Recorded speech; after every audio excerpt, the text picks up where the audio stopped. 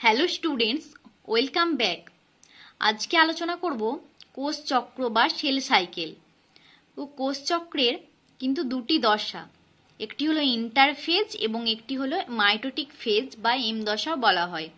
তো আমরা আগের দিনই জেনেছি মাইটোটিক ফেজের দুটি দশা, সেটি হলো ক্যারিকাইনেসিস এবং একটি হলো সাইটোকাইনেসিস।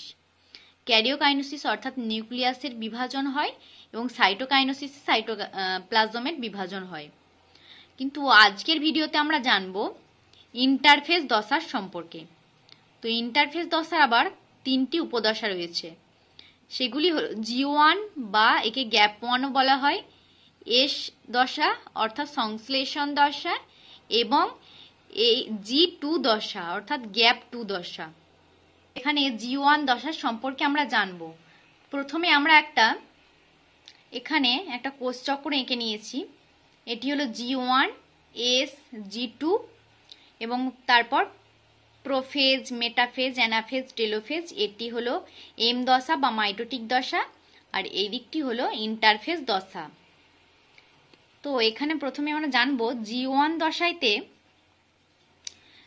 G1 দশা সম্পন্ন হতে টাইম লাগে কিন্তু 10 ঘন্টা। 10 ঘন্টা। এস দশা সম্পন্ন হতে টাইম লাগে 9 ঘন্টা এবং G2 দশা সম্পন্ন হতে টাইম লাগে 4 ঘন্টা এবং মাইটোটিক দশা অর্থাৎ এম দশা সম্পন্ন হতে টাইম লাগে 1 ঘন্টা। তাহলে দাঁড়াচ্ছে কত? মোট কোষচক্রের মোট সাইকেলটা সম্পূর্ণ হতে কত টাইম লাগছে? 19, 20, 21, 22, 23, 24, মোট 24 ঘন্টা টাইম লাগছে। অর্থাৎ একটা মানব দেহে এই কোষচক্র সম্পূর্ণ হতে টাইম লাগে মোট 24 ঘন্টা। তো প্রথমে আমরা জানবো G1 দশা। G1 দশাতে আমরা জেনেছি যে এর সময়কাল হলো 10 ঘন্টা এবং এখানে কিন্তু নিউক্লিওটাইডের সংশ্লেষণ ঘটে। অর্থাৎ আমরা জানি যে এস দশাতে কি হয়, ডিএনএ সংশ্লেষণ বা প্রতিলিপিকরণ ঘটে।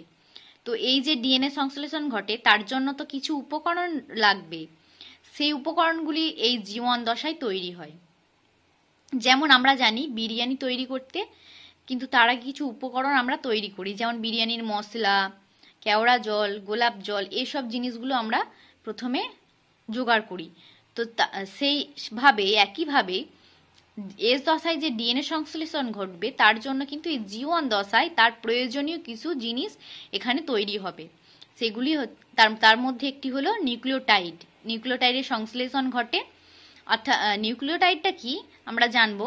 নিউক্লিওটাইড হলো পেন্টোজ সুগার, নাইট্রোজেন বেস এবং ফসফেট একসাথে যুক্ত হয়ে কিন্তু নিউক্লিওটাইড তৈরি করে এবং ডিএনএ সংশ্লেষণের জন্য এখানে কিন্তু প্রয়োজনীয় উৎসেচক তৈরি হয়। ঠিক আছে। এছাড়াও এমআরএনএ, টিআরএনএ, আরআরএনএ তৈরি হয়, যেগুলি কিন্তু হিস্টোন প্রোটিন তৈরি করে এবং এখানে কোষীয় অঙ্গাণুর সংখ্যা কিন্তু দ্বিগুণ হয়। অর্থাৎ কোষীয় অঙ্গাণু বলতে মাইটোকন্ড্রিয়া, রাইবোজোম, গলগি বডি, এই সমস্ত কোষীয় অঙ্গাণুর সংখ্যা কিন্তু এখানে দ্বিগুণ হয় এবং ক্রোমোজোম সূক্ষ্ম সুতার মতো দেখতে হয়। এখানে যে ক্রোমোজোমটি আছে, এখানে ক্রোমোজোমটি কিন্তু সূক্ষ্ম সুতার মতো দেখতে হয় এবং এখানে ক্রোমোজোমটির একটি বাহু দেখতে পাওয়া যায় বলে এই G1 দশায় ক্রোমোজোমের একটি বাহু দেখতে পাওয়া যায় এবং সূক্ষ্ম সুতার মতো দেখতে হয়, সেই জন্য একে কিন্তু ক্রোমাটিড বলা হয় এখানে। এবং এই ক্রোমাটিডে কিন্তু একটি মাত্র ডিএনএ থাকে। G1 দশায় ক্রোমাটিডে একটি মাত্র ডিএনএ থাকে। এস দশায় কি ঘটছে? এস দশায় আমরা প্রথমেই জানছি যে ডিএনএ সংশ্লেষণ বা প্রতিলিপিকরণ ঘটছে, যার ফলে একটি ক্রোমাটিড থেকে কিন্তু দুটি ক্রোমাটিডের সৃষ্টি হচ্ছে এবং এখানে একটি ডিএনএ থেকে দুটি ডিএনএ গঠিত হচ্ছে। আমরা জানি কি একটি কোষে ক্রোমোজোমের সংখ্যা কত? আমাদের দেহকোষে 2n অর্থাৎ 46টি। সেটি যখন দ্বিগুণ হচ্ছে তখন তার সংখ্যা দাঁড়াচ্ছে 46 × 2 = 92টি। এবং আমরা আগেই জেনেছি যে G1 দশাইতে এমআরএনএ, আরআরএনএ, টিআরএনএ তৈরি হচ্ছে, যার ফলে কিন্তু হিস্টোন প্রোটিন তৈরি করছে সেটা এস দশায়। এরপর জানবো আমরা G2 দশা অর্থাৎ গ্যাপ 2 দশা। গ্যাপ 2 দশায় কি ঘটছে? গ্যাপ 2 দশা হতে আমরা জানি যে সময় লাগে মোট 4 ঘন্টা। এস দশায় কি হলো? প্রতিলিপিকরণ ঘটলো, কোষের সংখ্যা দ্বিগুণ হলো ঠিক আছে, তো গ্যাপ 2 দশায় কোষের আকার এবং নিউক্লিয়াসের আকার বাড়তে থাকে এবং আমরা কি জানি যে মাইটোটিক দশাইতে বেমতন্তু গঠিত হয়। তো মাইটোটিক দশায় যে বেমতন্তু গঠিত হয় তার জন্য কিন্তু এই বেমতন্তু গঠনের জন্য টিউবিউলিন প্রোটিন তৈরি হয় কোন দশায় না গ্যাপ দশায়। গ্যাপ দশাইতে এই বেমতন্তু গঠনের জন্য টিউবিউলিন প্রোটিনটা তৈরি হয় এবং এখানে ক্ষতিগ্রস্ত ডিএনএর মেরামতও ঘটে। এরপর আমরা একটা দশা জানবো, সেটা হলো G0 দশা। G0 দশায় কি হয়, যদি কোনো কোষের বিভাজন দশার কোনো প্রয়োজন না থাকে বা কোষের মধ্যে কোনো ক্ষত সৃষ্টি না থাকে, মানে ক্ষত না থাকে, তাহলে সেই কোষটার তো বিভাজনের প্রয়োজন পড়বে না। তার ফলে কি ঘটে, সেই কোষটি কিন্তু কিছুক্ষণের জন্য এই G0 দশায় এসে বিশ্রাম নেয়।